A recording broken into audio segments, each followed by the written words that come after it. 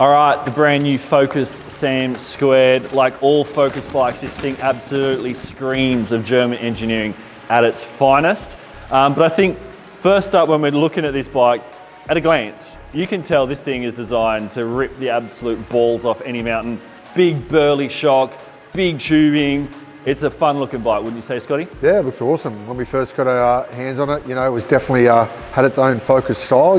These guys, German engineering, a lot of attention to detail, but they've definitely got their own style for sure.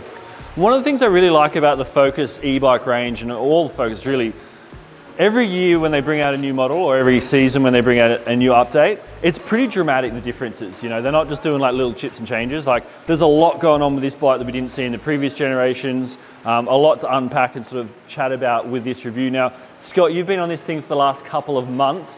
Tell us a little bit about some of the different sort of places you've ridden this bike. I know we've done a few road trips and bits and pieces as well.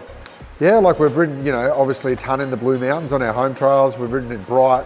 I've ridden it down in Canberra on some of the flow trails and whatnot there. So definitely ridden on some gnarly tracks, some bike park stuff, rocks, berms, Buddhas, the whole package. Yeah, we've definitely explored the outer realms of this bike for sure. That's it. Now, as we touched on earlier, it's absolutely a burly machine. Hit us with some of the kind of key facts, figures, travel, wheel size, things like that.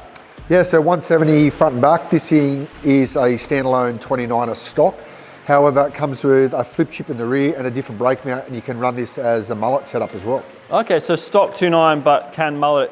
Now, frame material, interestingly, exclusive alloy. Yep. We know that Focus, obviously, they do some amazing carbon bikes. Yep. But for the Sam, the big mountain eater, they've stuck with alloy. Do you reckon that's a pretty smart move? Yeah, I've always been fond of an aluminium bike. Depending on what material you use, there's different grades of that material. This is a top-notch, quality aluminium bike, so there's no compromises in relation to that. And personally, I do like the characteristics and the look of a good alloy bike that's done well, and that's what these guys have done. I think so too. Plus, obviously, the little bit of financial saving, makes it a little bit easier to bite off, and then you can maybe save those bucks on the frame. You're getting a better spec, and I mean, this spec is epic. You're getting factory forks, factory suspension. This is a seriously impressive spec.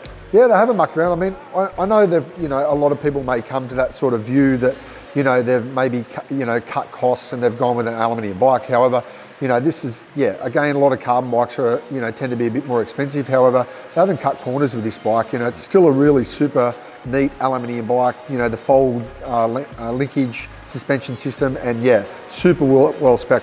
Top notch. Now, that's one thing I want to draw viewers' attention to, and one thing I'm curious about, the fold suspension linkage in here. Now, it's really unique, obviously totally exclusive to Focus. They designed it, they've come out with it a couple of seasons now.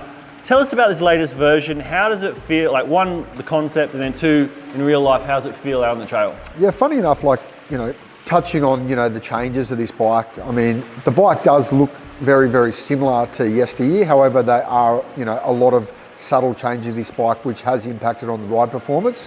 But the fold suspension linkage, I mean, essentially it's a pivot with a rocker arm that runs over the top pivot as well. So, you're getting the benefits of a single pivot bike. However, you're getting a bike that's still very, very active under braking and under load and whatnot as well. So it's small, it's compact, it's neat. So there's a lot less flex in the linkage as well. And due to the fact that it sits up, up high as well, you're not getting any mud and grime into your bearings in the linkage, set down low as like with other things. So there are some other, sort of wear and tear benefits. But as far as ride performance goes, mate, they've stuck with this for a while and for good reason, because it works really well. I like it. Now, obviously the heart and soul of any e-bike is its motor and its battery. And this bike comes out swinging. It's got the new top-of-the-line Bosch Performance CX. Yep. Tell us a bit about this motor. I know you've ridden previous versions of the Bosch's top-of-the-line motors. You've ridden all the Shimano's and the Specialized and everything else. How does this thing kind of align to some of the other kind of more popular and mainstream motors on the market?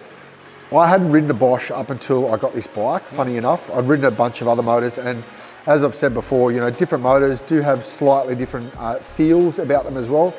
One thing I'll say about this motor and this battery compared to the motors in yesteryear, it's a bigger battery. It's a 625 watt battery. However, a lot of people go, well, that's pretty small still, but the economy of this motor charges quickly, still lasts really, really well. That's probably due to a number of settings on this bike as well, which we'll touch on, I suppose, soon. But the power delivery of this is so quiet and so smooth. Like, so many guys and other test riders have jumped on this thing and they've gone, wow, like, how smooth and quiet is this? So yeah, really good. Yeah, that's become a real signature kind of trait, I think, of the new Performance CX motor. It's that smoothness that everyone always comments on it. Now, one of the things that I really love about the new Bosch motor, which is exclusive to those guys, with a standard e-bike motor, you've generally got like 3 modes: turbo, boost, eco. And you kind of have to cipher between those modes to get the most out of your battery life. You get to a section of trail, you kind of got to think. It's kind of like driving a manual car. You got to make sure you're in the right gear, right setting. But the new Bosch has essentially a 4th mode, a very intuitive mode.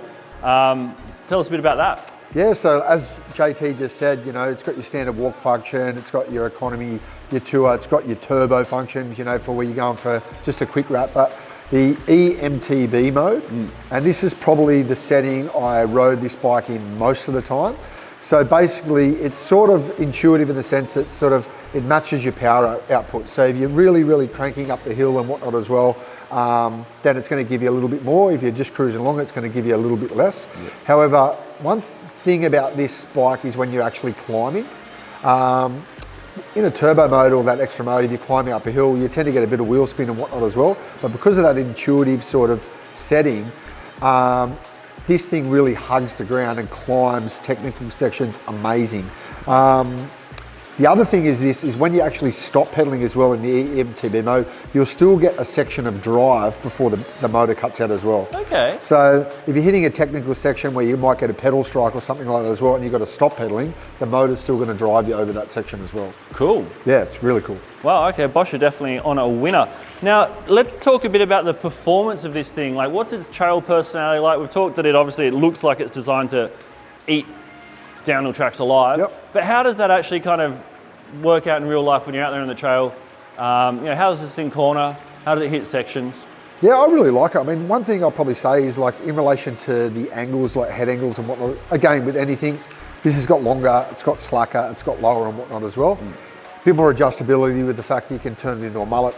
But probably on the conservative side of things in relation to sort of, say for example, the head angle is only 65 degrees. Okay. If you convert it to a mullet, it's a 64.1 degrees. So I thought, they were a little bit conservative in relation to that. However, big 29er, big travel. I know why they've sort of gone with that happy medium, because not only is it good on the fast, rough stuff as well, like corners really, really well. So on the tight stuff, climbing and whatnot as well, yeah, corners amazing for a big bike. Jumps really, really well, super stable, and all, the weight with the Bosch motor and batteries down nice and low as well. So the bike itself is super well balanced, and yeah, I really, really liked it.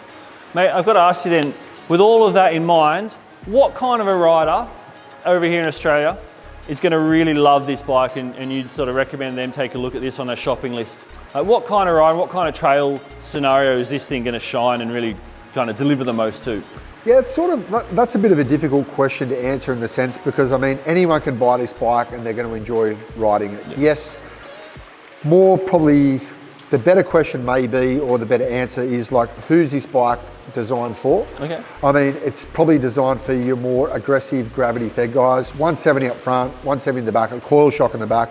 Yeah. So for those people who really want to explore the more aggressive sort of style of mountain bike riding and want to ride an e-bike, then this is your thing. However, if you're the type of guy who, or girl for that matter, who wants a burlier bike, and you want something that's going to be comfortable in the descents, something you can still pedal all day, and you can go out and do some like pretty cool bumpy trail rides and stuff like this, even though you're not going to explore the outer realms or the full capability of this bike, doesn't exclude you from owning this. It's super good, super well made, and even for those guys, you're still going to enjoy riding this thing. Well, it sounds like a real rounded out package that Focus have come and delivered, and that's one of the things we kind of expect from Focus these days. They never do a swing and a miss. Every time they swing, it's a hit, and it sounds like they've nailed it again with the new Sam2. Check out Scott's entire review of this bike in our upcoming magazine, issue 65, which will be on sale shortly, or right now, depending on when you're watching this video. He goes into a lot more detail, a lot more trail notes on this thing. There's obviously a lot to unpack and to sort of chat about. So for us, that's it for now. Thanks, Scotty, and yeah, have trails.